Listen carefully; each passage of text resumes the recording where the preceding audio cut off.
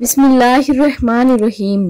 زینب T V کی طرف سے میں آپ لوگوں کے ساتھ بہت ہی پیاری حدیث مبارکہ شیئر کرنے جا رہی ہوں کہ رسول اللہ صلی اللہ علیہ وآلہ وسلم نے فرمایا، وہ لوگ جن کی نماز قبول نہیں ہوتی۔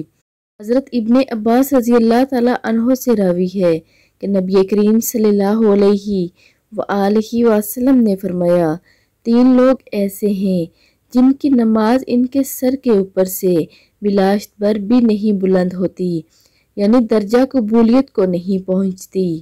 ایک تو وہ شخص جو قوم کا امام ہو اور قوم اس سے دینی امور میں ناخوش ہو، دوسری وہ عورت جو اس حالت میں رات گزارے کہ اس کا خاوند اس کی نافرمانی یا اس کی جانب سے اپنے حق کی عدم ادائیگی کی وجہ سے خفا ہو۔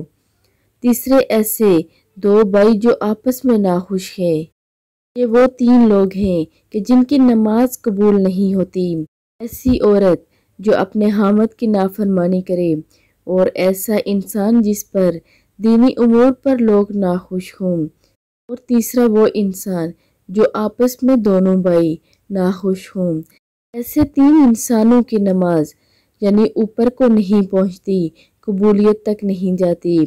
اگر آپ میں سے کسی میں بھی کچھ ایسی برائی ہو تو آپ لوگ بھی اپنا احتساب کریں اور دوسروں کے ساتھ ویڈیو کو لازمی شیئر کریں۔ جزاک اللہ۔